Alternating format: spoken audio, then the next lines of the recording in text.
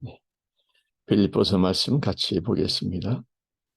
빌립보서 4장 4절에서 7절까지. 감사함으로 아뢰라. 이런 제목이 되겠습니다. 빌립보서 4장 4절부터 읽습니다. 주 안에서 항상 기뻐하라. 내가 다시 말하노니 기뻐하라. 너희 관용을 모든 사람에게 알게 하라. 주께서 가까우시니라.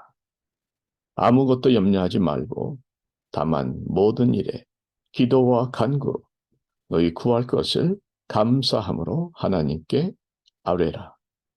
그리하면 모든 지각에 뛰어난 하나님의 평강이 그리스도 예수 안에서 너희 마음과 생각을 지키시리라. 아멘. 감사절은 제가 지난주 잠깐 말씀드렸습니다마는 하루 감사하고 끝날 날이 아니죠. 잃어버린 감사를 찾아서 제자리에 돌려놓는 날이다. 그리고 앞으로는 절대로 그 감사를 잃지 않도록 굳게 결심하는 날이다. 왜 그렇습니까? 왜 이렇게 감사합니까? 감사하면 하나님이 영광 받으시기 때문에. 아멘. 그 하나로 충분하지 않습니다. 감사의 제물이 나를 영화롭게 한다고 했습니다. 또 감사하면 천국의 문이 열리기 때문입니다. 또 감사하면 모든 인간 관계도 회복되기 때문입니다. 그래서 감사한 것만이 진정 내가 누리고 있는 나의 것이 된다 하는 말씀도 있죠. 감사하게 누리는 것만이 진정 나의 것이다. 말씀. 그래서 우리는 감사의 눈이 띄어지게 해달라고 기도해야 할 줄 압니다. 계속해서 감사의 훈련을 함께 할 수 있기를 바랍니다. 감사의 계절을 맞아서 감사가 회복되시기를 한 번 더 축원드립니다. 오늘 말씀은 기쁨의 영성 12번째 시간. 그래서 빌립보서의 핵심 주제인 기쁨으로 시작을 하죠. 4절 말씀. 주 안에서 항상 기뻐하라. 내가 다시 말하노니 기뻐하라. 두 번이나 반복해서 기뻐하라, 기뻐하라 강조하고 있습니다. 이것은 어떻게 항상 기뻐할 수 있느냐. 반문하는 사람들이 언제나 있지 않습니까? 그런 사람들에게 반문할 여지가 없이 확실하게 선포하는 명령이죠. 주 안에서 항상 기뻐하라. 내가 다시 말하노니 기뻐하라. 여기서 바울이 말하는 기쁨은요. 믿지 않는 사람들의 기쁨과는 차원이 다른 기쁨입니다. 기뻐하라 하니까 그냥 기뻐하는 것이 아니라 기쁨을 주시기 때문에 기뻐하는 겁니다. 그 비결은 기쁨을 누리는 비결은 주 안에서 이게 주 안에서 누리는 기쁨이 있습니다. 주님이 주시는 기쁨이 성령의 열매로 맺어지는 하늘의 기쁨이 있습니다. 그 기쁨을 주시기 때문에 기뻐하라는 것입니다. 여러분 꽃다운 26살 때에 한 처녀 선교사님이 영국을 떠나서 허슨 테일러 선교사님하고 함께 조인해서 중국으로 선교를 갔습니다. 부모가 얼마나 걱정되겠어요. 아무리 말려도 끝내 떠나는 딸에게 엄마가 이렇게 부탁을 합니다. 그 중국 땅 미지의 세계 아닙니까? 소문만 해도 서양 사람 들어가면 다 잡아주기. 끔찍한 소문들이 많았거든요. 그 당시. 너 중국에 가서 꼭 안부를 전해라. 전보에, 그 당시 전보니까 텔레그램 전보에다가 안전해요. 한마디만 저 보내면 돼. 이렇게 부탁했습니다. 중국에 들어간 선교사 딸이 한참 후에 전보를 보내왔어요. 엄마가 고대고대 하다가 얼른 그 전보를 열어봤는데 그 전보에는 안전해요 라는 말이 없었어요. 대신에 이렇게 네 글자가 적혀 있었어요. 즐거워요. 즐거워요. 주 안에서 누리는 기쁨이 있는 줄 믿습니다. 그 척박한 선교지 중국 땅에서도 주님이 주시는 기쁨이 있는 줄 믿습니다. 성령의 열매로 맺어지는 하늘의 기쁨이 있는 것이죠. 그런데 왜 많은 분들이 그 기쁨을 누리지 못하는가? 말씀은 기뻐하라 하지 않습니까? 그런데 왜 나는 오히려 기쁨이 말라가는가? 기뻐하지 못하는 나를 보니까 더 낙심이 되는 거죠. 그 이유는 두 가지라고 저는 말씀드릴 수 있어요. 첫째는 주님 안에 더 깊이 들어가셔야 돼요. 주님 안에 더 깊이 들어가시지 않기 때문에. 예수 안으로 좀 더 깊이 들어가면, 그래서 주님과 좀 더 깊은 교통을 누리면 주 안에 깊이 거할수록 주님의 기쁨이 나에게 흘러들어오기 시작합니다. 성령으로 충만하면 성령의 열매 중에 사랑과 희락 아닙니다. 희락, 기쁨이 자연히 맺힌다는 것이죠.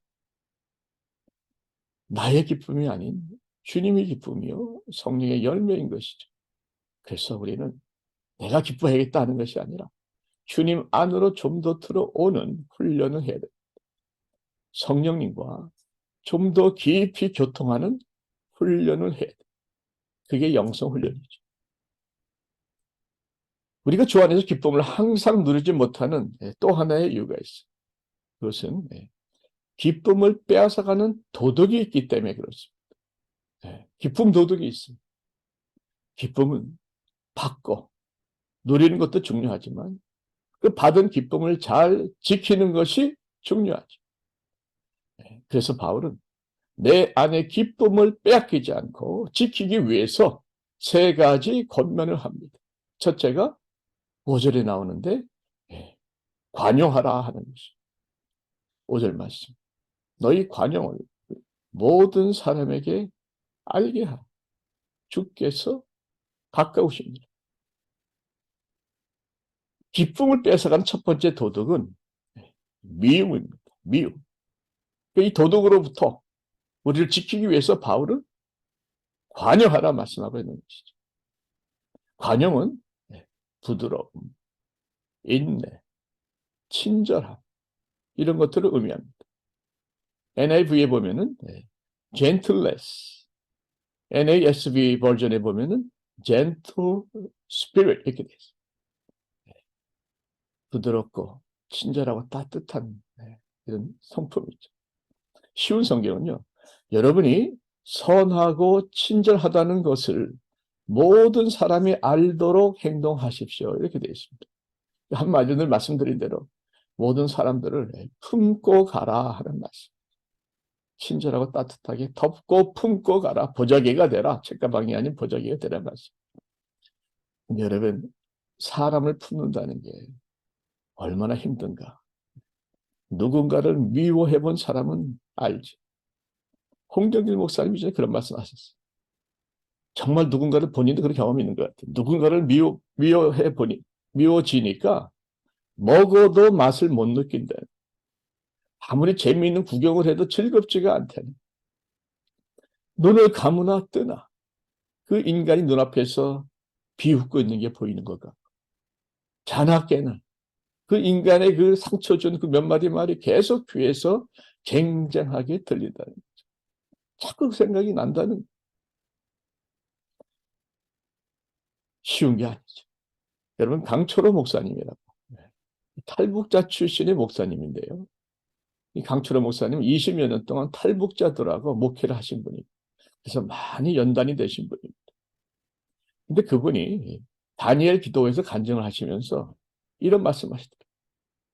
자기는 아직도 자신의 눈앞에서 부모를 자비판을 시키고 모든 사람 앞에서 모욕을 주고 김정일 또 김정은이를 그렇게 비판했다는 그 한 이유로 자비판을 시키고 끝내 총사시켜버린 그 인민군들을 도저히 용서하지 못하겠다.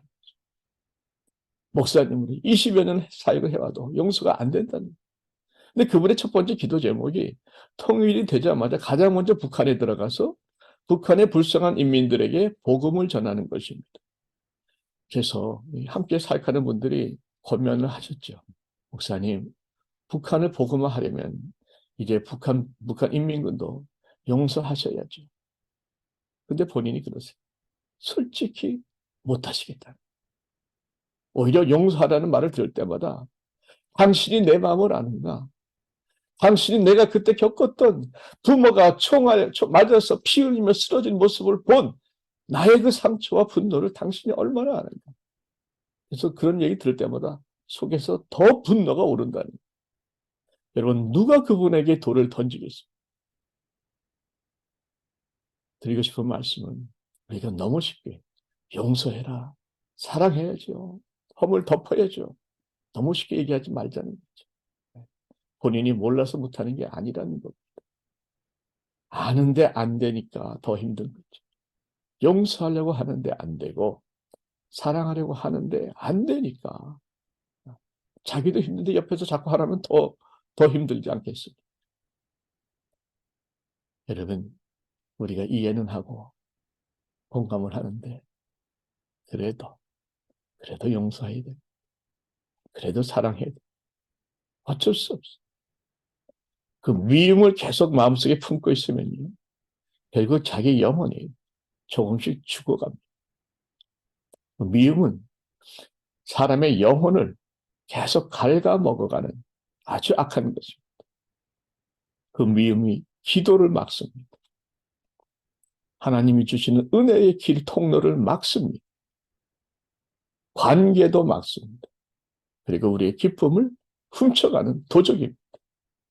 그래서 나의 기도가 살고 나의 은혜가 회복되기 위해서, 그래서 내 영혼이 살고 내 기쁨을 회복하기 위해서라도, 아니 기쁨을 지키기 위해서라도 우리는 용서하고 사랑하고 관용해서 덮어야 한다 하는 말씀을 드립니다. 용서가 안 되는데, 사랑이 안 되는데 어떻게 하는가? 제가 답을 드릴게요. 정답. 용서가 안 되고 사랑이 안 될 때 어떻게 하는가? 주님이 만져주시면 됩니다. 성령님이 치유의 기름을 부어주셔서 그 상처를 덮어주시고 싸매어주시면 됩니다. 복음 찬양에 그런 게 있죠. 성령 하나님, 나를 만지소서. 상하고 깨어져 지친 나를 새롭게 하소서. 성령의 바람, 시들은 내 영 살리소서. 성령 하나님이시여, 지금 이곳에 임하소서. 바람처럼 불처럼 성령이여 임하소서. 성령의 은혜가 임하면 상하고 깨어져 지친 심령이 새롭게 될 줄 믿습니다. 그래서 더욱 주 안으로 들어오셔서 주님의 만지심, 성령님의 어루만지심을 경험할 때에 우리는 기쁨을 빼앗기지 않고 늘 붙들고 갈 수 있는 은혜가 있는 줄로 믿습니다. 더 이상 미움 때문에 기쁨을 빼앗기지 않기를 축원드립니다. 두 번째 기쁨의 도적이 있어요. 염려입니다. 필리포 4장 6절에 오늘 나오죠. 아무것도 염려하지 말고. 염려. 오늘은 이제 메림나인데, 이 염려의 뜻은 근본적으로 하나님의 보호와 인도에 대한 의심을 하는. 그러니까 염려의 뿌리는요, 의심입니다. 하나님에 대한 불신함이죠. 신뢰의 결핍이죠. 하나님 온전히 믿지 못하니까 염려가 되는 것 아니겠습니까? 그리고 염려는 기쁨의 최고의 적입니다. 이런 염려는 세상으로 눈을 돌릴 때에 우리 마음속에 파고들어요. 염려가 뭐라고요? 신뢰하지 못할 때, 의심할 때에, 믿음이 흔들릴 때에 염려가 들어오는 것이고, 그 염려는 기쁨의 도적이 됩니다. 여러분, 염려한다고 주님 말씀대로 우리가 키를 한 자나 크게 할 수 있습니다. 아무런 소용도 없는 것 같은데 그 염려가 얼마나 참 우리 마음속에 늘 파고드는지 몰라요. 염려는 따로 염려 훈련 안 해도 얼마나 잘하는지 모릅니다. 염려할 게 없는 사람은요, 앞으로 10년 뒤에 일까지도 미리 앞당겨가지고 염려하고 있어요. 되지 않을 일 가지고도 혹시나 하고 염려하고 있어요. 또 너무나 많은 일을 벌리면 우리는 염려하게 됩니다. 마르다 기억나시죠? 마르다가 주님을 자기 집으로 초청합니다. 주님이 가신 게 아니에요. 마르다가 자기 집으로 주님을 초청했어요. 그러니 그 귀한 손님을 모시다 놓고 많은 사람들이 따라오니까 준비한 일들이 얼마나 많겠어요. 이해가 되죠. 마음이 많이 분주했습니다. 근데 그때에 주님이 뭐라고 말씀하셨는가 기억나십니까? 누가복음 10장 41절에 보면 마르다야 마르다야 내가 많은 일로 염려하고 근심하라. 몇 가지만 하든지 혹은 한 가지만이라도 족합니다. 많은 일로 염려하고 근심하지 말고 한 가지 일이라도 제대로 하자. 그 한 가지 일이 무엇입니까? 오직 예수죠. 예수님 안에 거한 일에 최선을 다하면 다른 모든 염려와 근심은 다 눈 녹듯이 사라질 수 있다 하는 말씀. 또 염려는요, 우리 말씀이 열매 맺는 것을 막습니다. 씨 뿌리는 그 자의 비유에서 마태복음 13장 32절에 가시떨기에 말씀이 뿌려졌어요. 가시떨기가 그 말씀이 싹나는 것을 막아버립니다. 그죠? 그 가시떨기가 무엇인가? 세상의 염려와 재물의 유혹이라는 것이죠. 염려는 말씀이 내 마음속에서 자라는 것을 촉해, 아니 그냥 막아버린다는 것이죠. 그렇죠. 염려하다 보면 언제 우리가 믿음이 있고 은혜를 받겠습니까? 어느 목사님 그런 말씀 하시더라고요. 어둠을 몰아내기 위해서 아무리 몽둥이를 휘두르면서 쫓아내도 어둠은 절대 도망가지 않는다. 어떻게 해 어둠이 물러가는가? 빛이 들어오면 어둠은 사라진다. 저도 늘 말씀드리지 않습니까? 내 안에 어둠이 찾아올 때, 낙심과 절망과 미움과 특별히 염려가 찾아올 때 기도하자는 것이죠. 하나님은 빛이시니 내 안에는 어두움이 조금도 없느니라. 저는 이 말씀 많이 활용합니다. 파워가 있어요. 하나님은 빛이시니 그 빛이신 하나님 내 안에 계시죠. 그러니까 내 안에는 어두움이 조금도 없느니라. 염려의 어두움은 떠나갔죠. 이렇게 기도하는 거죠. 꼭 이거 기도 활용하시기 바랍니다. 한 번 더. 하나님은 빛이시니 내 안에는 어두움이 조금도 없느니라. 염려의 어두움은 떠나갔죠. 이렇게 염려를 기도로 바꿔. 그래서 염려를 기도로 바꾸는 것이 참 좋은 훈련입니다. 제가 많이 말씀드렸습니다. 그런데 한 번 더 말씀드립니다. 아는데 안 되는 분들이 많은 저를 포함해서. 내가 나에게 하는 것은 염려. 저 인간을 어떻게 하면 좋나? 이건 염려죠. 그런데 내가 하나님께 하는 건 기도예요. 하나님, 저 인간을 어떻게 하면 좋습니까? 이건 기도인 것이죠. 그러니까 내가 문제를 가지고 어떻게 하면 좋은가 실험하는 것은 염려지만 그 문제를 하나님께 올려드리는 순간에 어떻게 하면 좋습니까? 하는 그 순간에 염려가 기도로 바꿔져서 그 침이 나에게서부터 하나님께로 옮겨진다는 것입니다. 염려를 기도로 바꾸어서 모든 염려를 이겨내시기를 주의 이름으로 축원드립니다. 세 번째는 감사함으로 아뢰라. 감사합니다.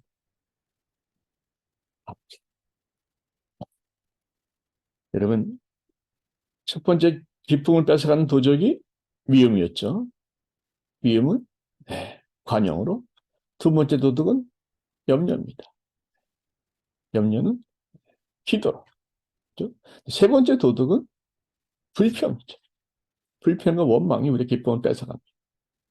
그래서 바울은 감사함으로 하나님께 기도하라 이렇게 말씀하죠.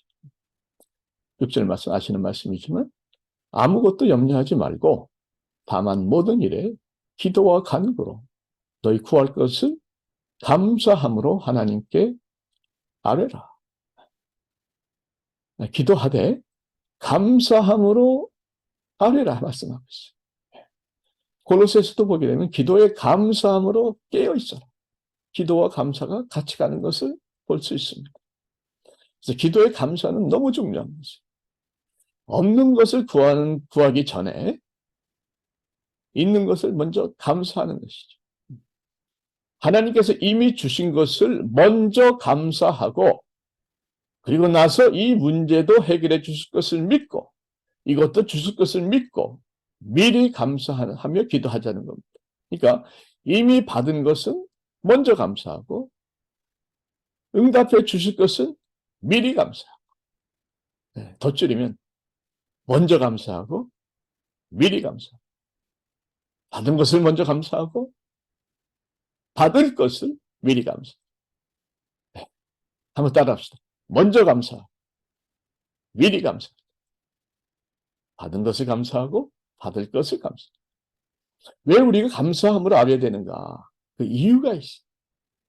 이건 7가지 감사의 언어라는 책에서 제가 깨달은 내용인데 좀 같이 나눠드릴게요. 7절에 보시면 모든 지각에 뛰어난 하나님의 평강이 그리스도 예수 안에서 너희 마음과 생각을 지키시리라. 그렇죠?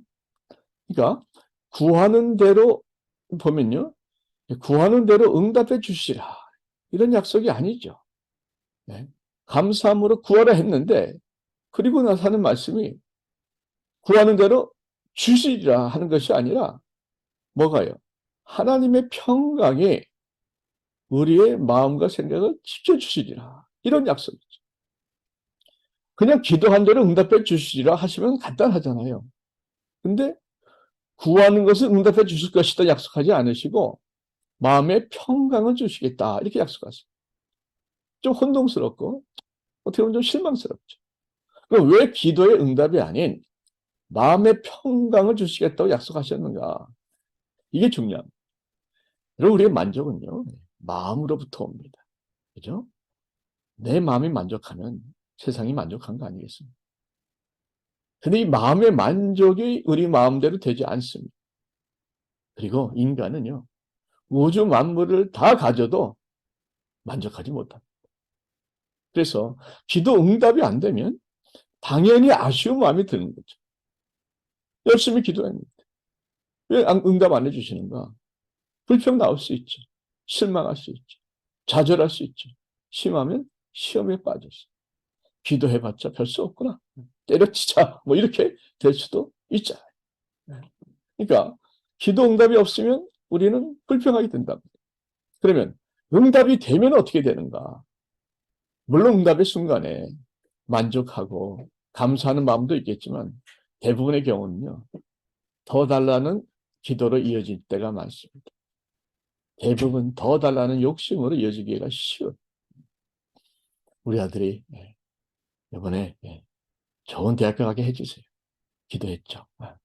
그러면 응답받았어요. 그럼 이번에는 들어가서 전부 다 A 받게 해주세요. 좋은 친구 사귀게 해주세요. 저것도 주세요. 이것도 주세요. 기왕이면 30배, 60배, 100배로 주세요. 저도 우리 교회 위해서 기도할 적에 한때 그런 기도한 적이 있습니다. 하나님 100명만 보내주십시오. 100명이 됐어요. 하나님 200명만 보내주십시오. 333까지 갔죠. 330, 1000명. 그렇게 되더라고요. 근데 그런 것이 과연 하나님의 진정한 축복인가? 혹시 나의 욕심이 아니겠는가? 그래서 기도할 때 먼저 이미 주신 것 너무 감사합니다 하는 감사의 마음으로 기도를 시작하면 그래서 이미 받은 것만 해도 이미 충분합니다 하는 마음으로 기도를 시작하면 응답이 안 돼도 불평하지 않습니다. 시험 들지 않습니다. 또 응답이 되어도 더 많은 욕심 부리지 않습니다.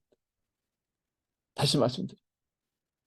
감사하는 마음으로 이미 충분하지만 이미 감사하지만 더 주시면 더 감사하겠습니다. 이런 마음으로 기도하면 시험에 들 것도 없고 욕심낼 것도 없다는 것이죠. 바로 이것이 감사함으로 아뢰는 이유가 되겠습니다. 더 나가서요. 이 감사함을 아뢰다 보면 응답받지 못해도 불평하지 않을 수 있고 응답받아도 욕심 부리지 않을 수 있는데 더 나아가서 이 감사함을 아뢰다 보면요. 감사함으로 기도하는 삶은 어떻게 나타나는가? 빌립보 4장 12절의 말씀으로 나타나는 거예요. 나는 비천에 처할 줄도 알고 풍부에 처할 줄도 알아. 모든 일, 그 배부름과 배고픔과 풍부와 궁핍에도 처할 줄 아는 일체의 비결을 배웠노라. 그러니까 기도의 응답이 되거나 안 되거나 이 말씀 뭡니까? 비천에 처해서 응답이 없어 비천에 처할 수도 있고 응답을 너무 많이 해서 풍부에 처할 수도 있지만 배부를 수도 있고 배고플 수도 있지만 이 모든 조건에 영향을 받지 않는다는 겁니다. 삶의 통달한 환경에 구애받는 것이 아니라 환경을 초월해서 환경을 지배하고 통제하며 살아가는 그 수준까지 그 경지까지 올라가게 된다 하는 것이죠. 누구에게? 감사하며 기도하는 사람은 여기까지 갈 수 있다는 것입니다. 그래서 기도할 때 먼저 감사의 기도를 아뢰십시오. 왜 부족한 것이 없겠습니까? 그럼에도 불구하고 지금 내가 누리고 있는 것이 충분하다는 것을 느끼고 진심으로 감사하면서 기도하자는 겁니다. 이렇게 나는 충분합니다. 나는 감사합니다. 부족함이 없습니다. 이렇게 진심으로 감사의 고백을 할 때 우리는 환경을 초월한 삶을 살게 된다. 더 나아가서 바울처럼 내게 능력 주시는 자 안에서 내가 모든 것을 할 수 있습니다 하는 담대한 고백까지 나아갈 줄 믿습니다. 말씀을 정리합니다. 어저께 임명수 집사님, 차옥주 권사님 남편 임종 예배를 드렸죠. 올해 68세, 아직 젊으셨는데 차옥주 권사님이 운동 삼아 잠깐 저녁에 걸으러 나가셨는데 윤 집사님은 TV를 보고 계셨어요. 그럴 때 평소보다 권사님이 좀 빨리 운동을 마치고 집에 돌아왔는데 윤 집사님이 문 바깥에 나와서 기침을 하고 계시더라고요. 뭐가 잘못됐구나. 위급함을 느껴가지고 바로 911을 불렀죠. 앰뷸런스가 바로 왔는데 차에 태우려고 침대에 눕혀서 보니까 들 것이죠. 눕혀서 보니까 어느새 심장이 멎었다는 겁니다. 여러분 10분 전에 잘 다녀와 하던 남편이 10분 만에 심장이 멎어버린 겁니다. 언제 어디서 주님이 우리를 부를지 우리는 아무도 알지 못합니다. 누구도 예외 없이 그날은 반드시 찾아옵니다. 우리는 다만 하루하루 그날이 가까워오고 있는 것을 느낄 뿐이지. 주님의 재림이 가까웠다고 다들 말씀하는데 주님이 오시든지 아니면 내가 주님께 가는 것이 무슨 말씀을 드리고 싶은가? 여러분 미워하면서 원수 맺고 살 시간이 없다는 겁니다. 걱정하며 살 시간이 없다는 겁니다. 불평하고 원망하며 살 시간이 없습니다. 우리에게 주어진 시간 사랑만 하면서 감사만 하면서 믿기만 하면서 살아도 모자라는 그 아까운 날들을 왜 미워하고 걱정하고 불평하면서 마음 아프게 보내냐 말이죠. 인도의 성자라고 불리는 선 닷슨이라는 유명한 분이 계시죠. 그분이 이런 이야기를 한 적이 있습니다. 한 사람이 밤중에 강가에 앉아가지고 재미로 그 옆에 있는 돌들을 주워가지고 강에 던졌어요. 달빛의 조약돌이 참 반짝반짝하고 예쁘더라고요. 그래서 재미삼아 그냥 밤새 돌을 툭툭 강에다 던졌습니다. 그렇게 마지막 돌을 던지고 나니까 어느새 날이 밝았어요. 그런데 그 새벽 햇빛에 비추고 보니까 그 달빛에 반짝이던 돌들이 돌이 아니라 황금 덩어리였다. 자기가 밤새 황금 덩어리를 강물에 던지고 있었다는 것을 깨닫고 그 사람이 땅을 치며 후회했다는 것. 그럼 하나님께서 새벽마다 우리에게 찬란하고 눈부신 날들을 주셨습니다. 황금같이 귀한 하루하루를 오늘도 허락해 주셨잖아요. 그 귀한 날들을 미워하고 걱정하고 불평하며 살기는 우리 인생이 너무나 아깝습니다. 사랑하며 사시기를 축복합니다. 믿음으로 사시기를 축복합니다. 감사하며 사시기를 축복합니다. 그래서 기뻐하며 사시기를 주 안에서 나머지 여생 항상 기뻐하며 사시기를 주의 이름으로 축복합니다. 기도하겠습니다. 황금같이 귀한 하루하루. 그러나 아침 안개와 같이 짧은 날들, 아버지 하나님, 미워하는 대신에 사랑만 하며 살게 하여 주옵소서. 걱정하는 대신에 믿음으로 살게 하여 주옵소서. 불평하는 대신에 감사하며 살게 하여 주옵소서. 그래서 늘 기쁨으로 충만케 하옵소서. 주 안에서 이 모든 것이 가능함을 믿습니다. 내게 능력 주신 예수 안에서 내가 모든 것을 할 수 있음을 믿습니다. 주여 나를 도와 주시옵소서. 예수님의 이름으로 기도하옵나이다. 아멘.